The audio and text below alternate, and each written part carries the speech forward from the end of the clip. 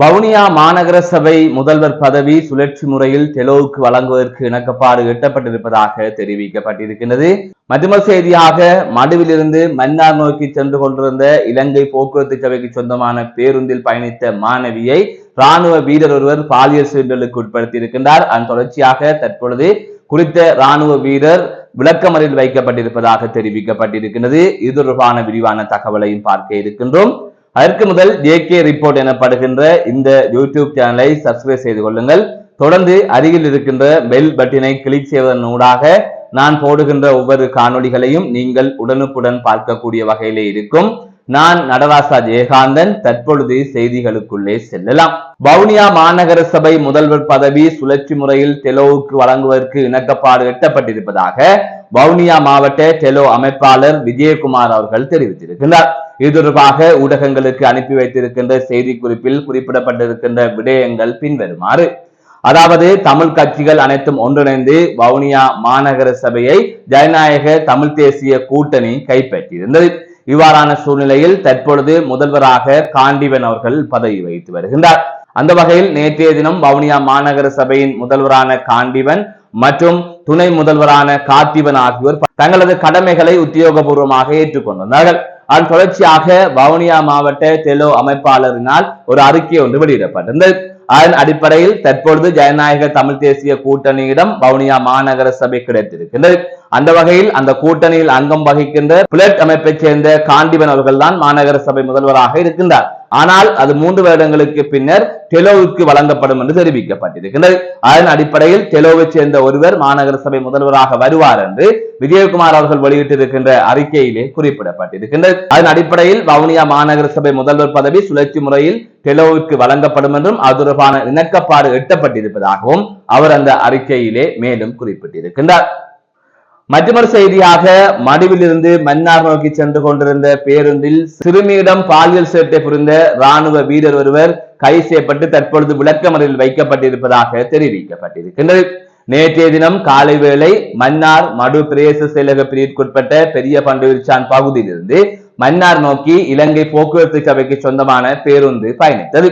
இந்த சந்தர்ப்பத்தில் மடு தேவாலயத்திற்கு அண்மித்த பகுதியில், அதாவது மடு ரோட் பிரதான வீதியிலே 5ஆம் கட்டை பகுதியில் ராணுவ முகாம் ஒன்று இருக்கின்றது. அந்த முகாமில் இருந்து ராணுவ வீரர் ஒருவர் விடுமுறையில் வீடு செல்வதற்காக அந்த பேருந்திலே ஏறி இருக்கின்றார். அந்த சந்தர்ப்பத்தில் பேருந்து பயணித்துக் கொண்டிருக்கின்றது.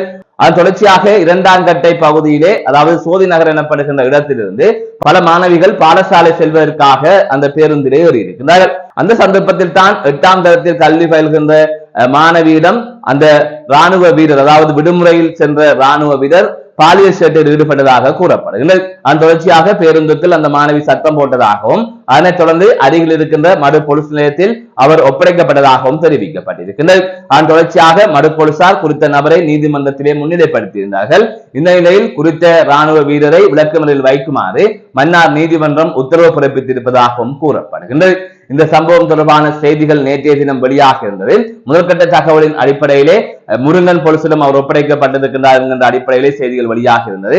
அதன் தொடர்ச்சியாக தற்பொழுது விசாரித்ததன் அடிப்படையில் மடு போலீசாரிடம்தான் குறித்த ராணுவ வீரர் ஒப்படைக்கப்பட்டதாகவும் அதன் தொடர்ச்சியாக மடு போலீசார் நீதிமன்றத்தில் அவரை முன்னிலைப்படுத்தியதாகவும் அவர் தற்பொழுது விளக்கமறையில் வைக்கப்பட்டிருப்பதாகவும் கூறப்படுகின்றது. அதன் தொடர்ச்சியாக வழக்கு இடம்பெறும் என்றும் தெரிவிக்கப்பட்டிருக்கின்றது. இதிலே ஒரு விடயத்தை கூற வேண்டும். தொடர்ந்து பெண்கள் சிறுமிகள் துஷ்பிரயோகங்களுக்கு உள்ளாக்கப்படுகின்றார்கள், பாலியல் சீண்டல்களுக்கு உள்ளாக்கப்படுகின்றார்கள். இது தொடர்பான செய்திகள் வெளியாகி கொண்டுதான் இருக்கின்றது. அந்த வகையில் பேருந்துகளில் அதிக அளவில் பெண்கள் மற்றும் சிறுமிகள் இவ்வாறு பாலியல் சீண்டலுக்கு உள்ளாக்கப்படுகின்ற சம்பவங்கள் அடிக்கடி பதிவாகி கொண்டிருக்கின்றது. அது வடக்கு கிழக்கு மாகாணங்கள் மட்டுமல்ல, இலங்கை முழுவதிலுமே இந்த சம்பவங்கள் இடம்பெற்றுக் கொண்டிருக்கின்றது. பேருந்தில் அதிகளவானோர் ஏற்றப்படுவார்கள். சில பேருந்தில் நெருக்கமாக மக்கள் இருப்பார்கள். அந்த சந்தர்ப்பத்தில் பெண்களிடம் சென்று உரசுவது, பேருந்துக்கு அங்க சேட்டை விடுவது, இதையெல்லாம் சகித்துக் கொண்டுதான் பெண்கள் வேலைகளுக்கு சென்று திரும்புகின்றார்கள், பாடசாலைக்கு சென்று திரும்புகின்றார்கள். அதாவது பெண்கள் சிறுமிகள் அனைவருமே இவ்வாறான சீண்டல்களுக்கு தொடர்ந்து உள்ளாக்கப்படுகின்ற சம்பவங்கள் அவதானிக்கக்கூடிய வகையிலே இருக்கின்றது. ஆனால் இவையெல்லாம் சர்வசாதாரணமான ஒரு விடயமாக மாறிவிட்டது. இது நாளாக நடக்கின்ற ஒரு விடயம். இதற்காக ஒரு முறைப்பாட்டை கொடுத்து அல்லது இதற்காக ஒரு நடவடிக்கை எடுக்க போனால் அது பெரிய அளவில் வந்து முடியும். நாங்கள் வேலைக்கு சென்று வருகின்றோம், குடும்ப சூழ்நிலை இப்படியாக இருக்கின்றது. பல பெண்கள் அதனை பொறுத்துக் கொண்டு சகித்துக் கொண்டு பயணிக்கின்றார்கள் என்பது உண்மையான ஒரு விடயமாகவே இருக்கின்றது. அந்த வகையில் யாழ்ப்பாணத்திலும் இவ்வாறான சம்பவங்கள் இடம்பெறுகின்றது.